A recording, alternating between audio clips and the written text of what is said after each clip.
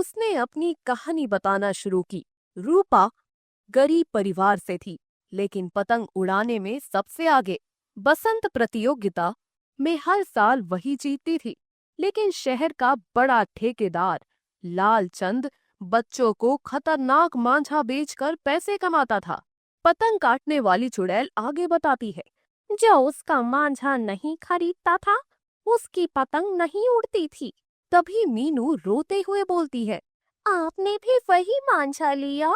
चुड़ैल की आवाज कांप गई। मेरे पिता के पास और कोई रास्ता नहीं था।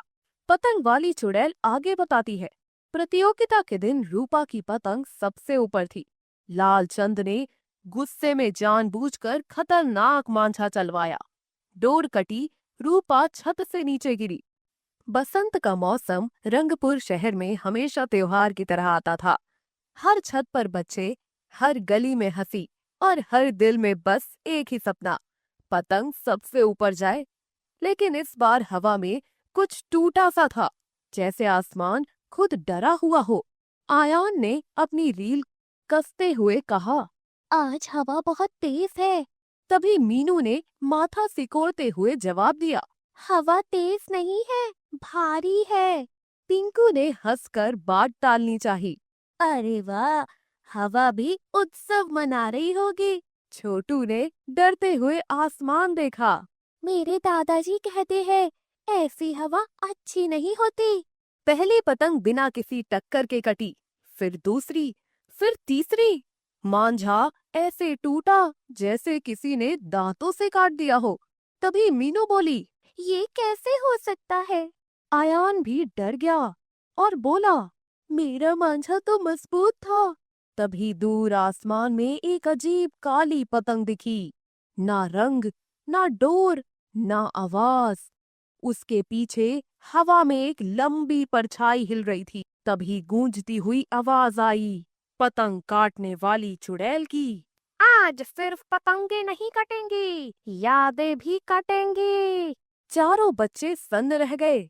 नीचे पूरे मोहल्ले में अफरा तफरी मच गई। बच्चे रोने लगे, बड़े लोग छतों से नीचे उतर गए। तभी छोटू कांपते हुए बोला, ये वही है, पतंग काटने वाली चुड़ैल। पिंकू भी डर गया, ये कोई मजाक तो नहीं कर रहा है। हवा अचानक बर्फ जैसी ठंडी हो गई। रात होते होते पूरे शहर में एक ही चर्चा थी, वो वापस आ गई। खिड़कियां बंद होने लगी, छतें सूनी हो गई।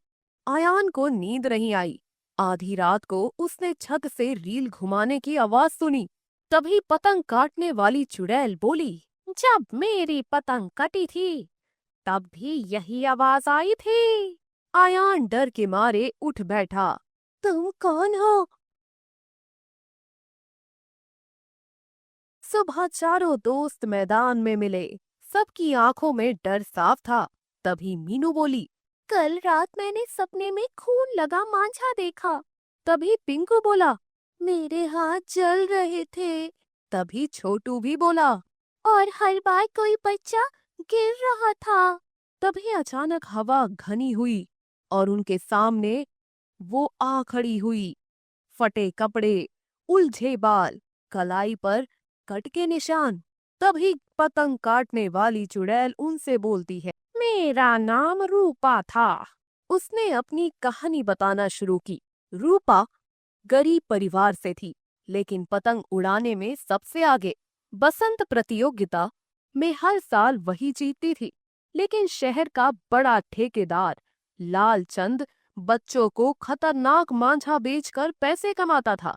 पतंग काटने वाली चुड़ैल आगे बताती है, जो उसका मांझा नहीं खरीदता था, उसकी पतंग नहीं उड़ती थी। तभी मीनू रोते हुए बोलती है, आपने भी वही मांझा लिया? चुड़ैल की आवाज कांप गई। मेरे पिता के पास और कोई रास्ता नहीं था। पतंग वाली चुड़ैल आगे बताती है, प्रतियोगिता के दिन रूपा की पतंग सबसे ऊपर थी। लालचंद ने गुस्से में जानबूझकर खतरनाक मांझा चलवाया। डोर कटी, रूपा छत से नीचे गिरी।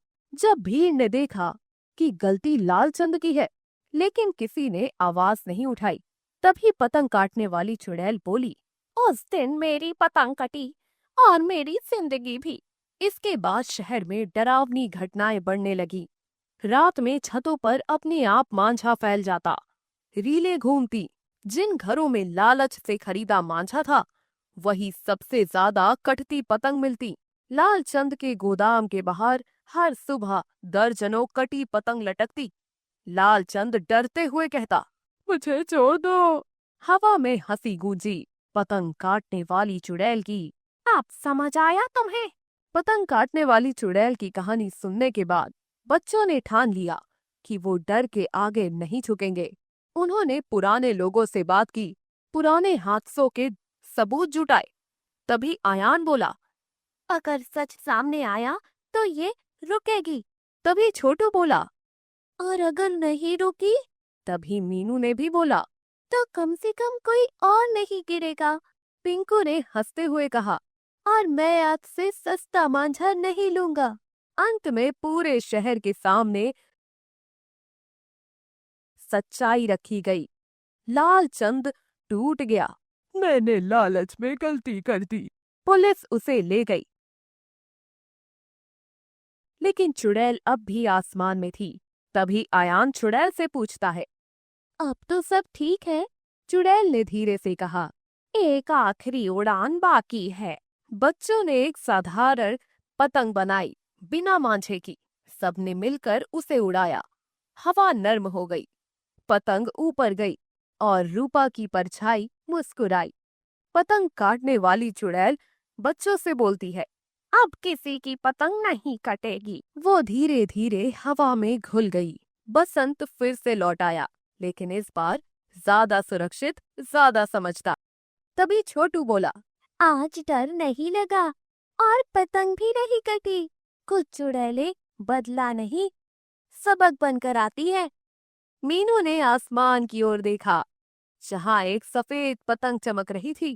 कहानी की सीख, जब लालच मांझा बन जाता है तो किसी की उड़ान कटती है, और जब सच उड़ता है तो डर खुद कट जाता है। तो दोस्तों, कैसी लगी आपको हमारी ये कहानी? कमेंट करके जरूर बताएं। ऐसी ही और कहानियां सुनने के लिए हमारे चैनल को सब्सक्राइब करें और बेल आइकन भी दबाएं।